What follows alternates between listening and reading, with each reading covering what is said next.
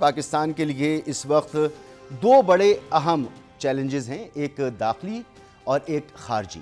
لیکن سر دست جو کارہائے مملکت ہیں اور ملک کا نظام ہے وہ بھی چل رہا ہے، تو پاکستان کی معیشت کے حوالے سے وزیر خزانہ نے بہت اچھی خوشخبریاں سنائی ہیں، اور انہوں نے کہا کہ پاکستان کے جو معاشی اہداف ہیں IMF کے مطابق وہ سارے مکمل کیے ہیں، اور دنیا حیران ہے کہ پاکستان کس طرح سے معاشی میدان میں ترقی کر رہا ہے۔ اگلے مہینے کے دوسرے ہفتے میں بجٹ آنا ہے، اور اس بجٹ کی تیاری میں ان کا یہ کہنا ہے کہ ہم بجٹ میں کچھ سرپرائزز دیں گے۔ تو اب دیکھنا یہ ہوگا کہ آنے والا بجٹ IMF کا بجٹ ہوگا یا پاکستان کی قوم کا بجٹ ہوگا۔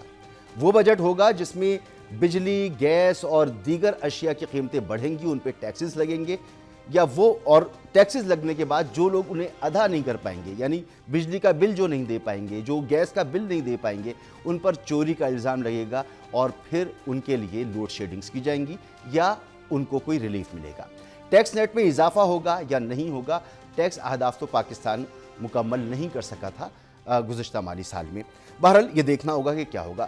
جو داخلی مسئلہ ہے وہ اس طرف آنے سے پہلے خارجی مسئلے کی طرف آتی ہیں۔ پاکستان اور بھارت کے درمیان تنازعہ اسٹینڈ آف گو کے ختم ہو گیا، ملٹری تنازعہ کچھ مان پڑ گیا ہے، وہاں پر بڑی دھمکیاں بھی دی جا رہی ہیں، لیکن لگتا ہے کہ کچھ نہیں ہوگا۔ لیکن دوسری طرف بھارت نے لداخ میں ایک میگا پروجیکٹ شروع کیا ہے، ایک ایسا منصوبہ شروع کیا ہے کہ جس سے وہ پاکستان کا پانی روک سکتا ہے۔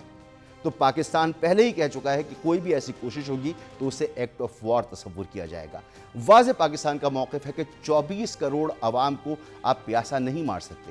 پاکستان اس کے لیے جنگ کرے گا اگر ایسی کوئی حرکت کی گئی۔ بھارت گو کہ اس تمام سینیریو میں، اس تمام اپنے بیانیے میں آئسولیشن کا شکار ہے، دنیا اس کے ساتھ نہیں ہے، لیکن یہ ایسی دنیا ہے جہاں پر مائٹ از رائٹ ہے، جس کا زور جہاں چلتا ہے وہ چلا لیتا ہے۔ تو دیکھنا ہوگا کہ اس پر کیا پاکستان کی سفارتی طور پر حکمت عملی ہوگی، لیکن فوجی طور پر کیا حکمت عملی ہوگی وہ بہت واضح ہے۔ اس سے پہلے کہ میں پاکستان کا موقف آپ کو بیان کروں، وکٹر گاؤ جو چین کے ترجمان ہیں، انہوں نے ایک انٹرویو دیا ہے TRT کو، انہوں نے واضح طور پر بتایا کہ پاکستان نے جو ٹیکنالوجی استعمال کی وہ چائنا کی ٹیکنالوجی تھی، اور جس طرح سے بھارت کو شکست دی ہے یہ دنیا کے لیے ایک واضح پیغام ہے۔ تو یہ دیکھیں کہ پاکستان اور چائنا کے درمیان جو اشتراک ہے وہ دنیا کے لیے ایک پیغام ہے، اور دیکھیں کہ کتنا کلوز یہ سارا معاملہ ہے۔ اسے دنیا کو ایک سبق لینا چاہیے، بھارت کو بھی سبق لینا چاہیے۔ پاکستان نے سفارتی سطح پر اپنا یہ موقف اختیار کیا ہے۔ وزیر اعظم نے کہا کہ بھارت سے پانی، انسداد دہشت گردی اور تجارت پر بات چیت کے لیے تیار ہے۔ اب اگر بھارت اس سے بھاگتا ہے تو یہ بھارت کی ناکامی ہوگی۔ لیکن چاہے آپ کا بجٹ بہت اچھا آ جائے، چاہے آپ کے معاشی اشاریے بہت اچھے ہو جائیں، چاہے آپ بھارت کے اوپر جو ہے اپنی سبقت ثابت کر دیجئے، لیکن اگر ملک کے اندر آپ کے سیاسی معاملات بہتر نہیں ہیں تو شاید کچھ بھی بہتر نہیں ہے۔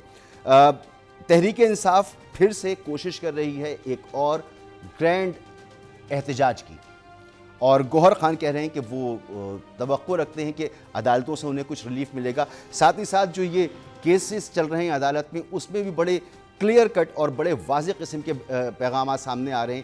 اس وقت جو سماعت چل رہی ہے نظر ثانی کیس کی مخصوص نشستوں کے حوالے سے، اس میں ججز کے جو آج ریمارکس ہیں وہ بڑے امپورٹنٹ ہیں۔ اس میں صاف ہی نظر آ رہا ہے کہ تحریک انصاف کے لیے مشکلات پیدا ہو سکتی ہیں۔ یہ جو لب و لہجہ ہے گوہر خان کا، سوال پیدا ہوتا ہے کہ کیا تحریک انصاف اب بھی ریلیونٹ ہے، کیونکہ وہ تو کیس ان کا نہیں لگ پا رہا، وہ تو ایک احتجاج کی تیاری کرتے ہیں پھر احتجاج نہیں کر پاتے، پارٹی کے اندر بڑی ٹوٹ پھوٹ موجود ہے۔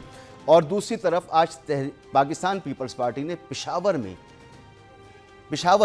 پاکستان پیپلز پارٹی نے کرپشن کے خلاف احتجاج کیا ہے، اور وہاں پر پولیس کے ساتھ اس کی مڈ بھیڑ بھی ہوئی ہے۔ تو یہ معاملات کس طرف جا رہے ہیں؟